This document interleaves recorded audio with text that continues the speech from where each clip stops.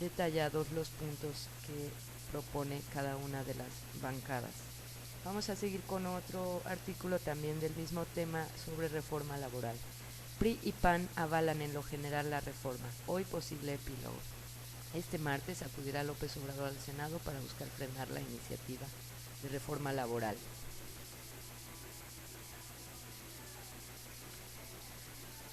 Con el voto de los legisladores del PRI y PAN, las comisiones dictaminadoras del Senado aprobaron en lo general la reforma laboral, tal como la remitió la Cámara de Diputados. Panistas y perredistas propusieron cambios en 8 artículos relacionados con transparencia y democracia sindical, pero no pasaron porque hubo empate en 6. Por ello, todo se definirá en la discusión del Pleno, que podría darse hoy martes, donde el bloque PRD-PAN es superior al de PRI-Verde por 4 votos, lo que permitirá modificar la minuta y regresarla a San Lázaro. Hoy también Andrés Manuel López Obrador acudirá al Senado a tratar precisamente cómo parar la reforma laboral con los senadores del PRD, PT y Movimiento Ciudadano. Ayer, la perredista Alejandra Barrales, secretaria de la Comisión del Trabajo, aclaró que su bancada está contra todo el contenido de esta legislación, que solo busca beneficiar a los patrones al hacer competitivas a las empresas a través de abaratar la mano de obra y de liquidar conquistas laborales que costaron décadas de lucha. Ningún cambio, estrategia priista. La estrategia del PRI, luego de la reunión que el viernes pasado sostuvo el coordinador Emilio Gamboa con el presidente electo Enrique Peña Nieto, fue pugnar con todo porque se apruebe sin cambio alguno la minuta. Los senadores, representantes de las dos principales centrales obreras que antes habían hablado de que incluso se retirara la minuta, ayer dieron marcha atrás. Avalaron esta reforma a la Ley Federal del Trabajo pese a que incluye ordenamientos que lesionan a los trabajadores, y solo alzaron la voz para protestar por los 8 artículos reservados que obligan a las dirigencias sindicales a transparentar el destino de los recursos y el patrimonio gremial, a llevar a cabo elecciones libres y secretas y a hacer públicos los estatutos, contratos colectivos y demás documentos internos.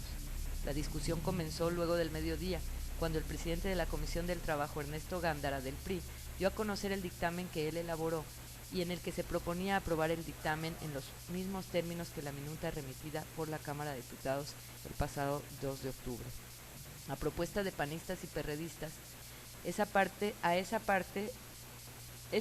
se eliminó, al igual que alusiones a la estupenda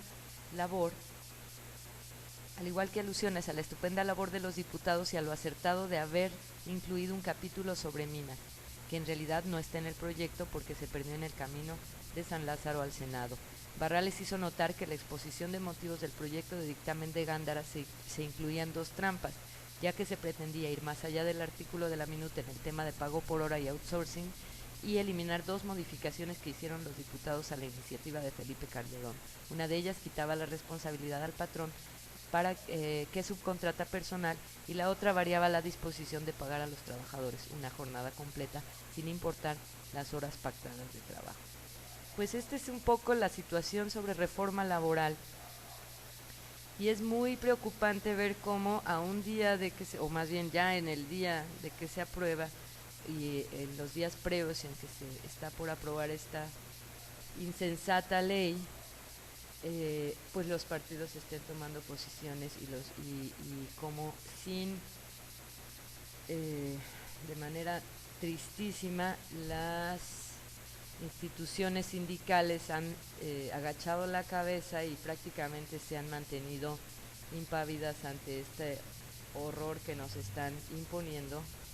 y que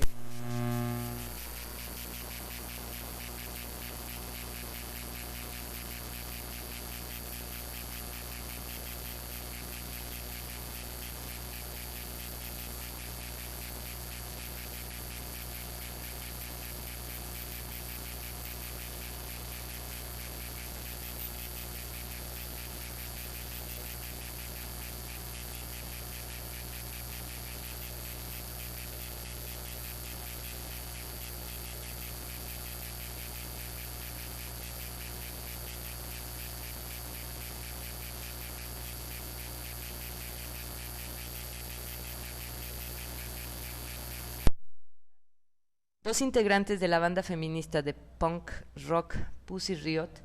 Nadezhda Tolokonikova, de 22 años, y María Aliogina, de 24, fueron enviadas ayer a prisiones alejadas de Moscú a cumplir con la pena de cárcel de 2 años que les fue impuesta en agosto pasado por criticar al presidente Vladimir Putin y al patriarca de la Iglesia Ortodoxa Cirilo I, en un performance artístico realizado sin autorización oficial 6 meses antes en la Catedral de Cristo Salvador en la capital rusa. Una tercera participante en este concierto protesta, ya que Yekaterina Samutsevich fue puesta en libertad condicional el pasado 10 de octubre, luego de que su abogada amenazó con recurrir al Tribunal de Estrasburgo. El espectáculo profano, ejecutado de manera sorpresiva por las Pussy Riot, en el templo referido, en el cual cantaron frases de rechazo a las reformas antidemocráticas con las cuales Putin se ha mantenido en el poder, y a Cirilo I por apoyarlo, causó escándalo en la sociedad moscovita, pero su arresto por las autoridades rusas un mes después y el juicio de vandalismo al que fueron sometidas escandalizaron a la opinión pública mundial por la severidad de la imputación presentada en un expediente de 2.800 páginas por las presiones a las que el poder político sometió al Tribunal Municipal de Moscú, que se encargó del caso, por la manifiesta complicidad del clero ortodoxo, el cual exigió a las artistas que se arrepintieran y pidieran perdón, y por el flagrante atropello a la libertad de expresión. El encarnizamiento de la persecución judicial ha generado muestras de solidaridad en ámbitos artísticos internacionales, en las redes sociales y en movimientos opositores de diversos continentes, y ha llevado a Amnistía Internacional y a otras organizaciones humanitarias a declararlas presas de conciencia. Sin embargo, el gobierno ruso ha porfiado en la hazaña contra las cantantes y ayer se informó que Tolokonikova, residente en Moscú y madre de una niña de 4 años, fue enviada a una prisión ubicada en la República Federada de Morvinia, a 500 kilómetros de distancia, en tanto que Aliogina, que tiene un hijo de 5 años, deberá cumplir su sentencia en Perm a más de 1.000 kilómetros de la capital. Estas formas de destierro carcelario recuerdan obligadamente las prácticas de la Rusia zarista, en la que los opositores políticos detenidos solían ser enviados a cárceles en remotos puntos de Siberia, práctica que fue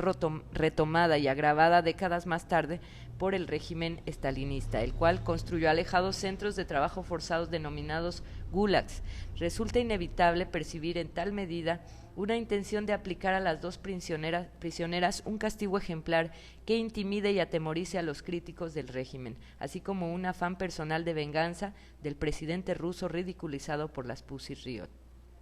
Cabe recordar, por último, que la práctica de enviar disidentes y opositores presos a lugares alejados de sus sitios de origen o residencia no es exclusiva de Rusia. La han empleado gobiernos que se presumen democráticos y respetuosos de los derechos humanos, como el español, que ha aplicado en forma sistemática contra los acusados de pertenecer a ETA, y lo ha usado el actual gobierno de México contra el activista Tzotzil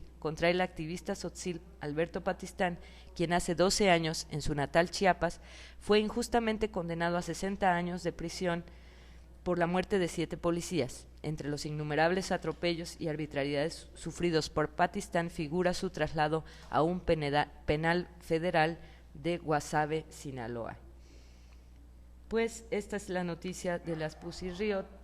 Es interesante cómo el abuso, el autoritarismo, pero también la protesta contra la antidemocracia y contra los abusos de las políticas neoliberales está en todo el mundo.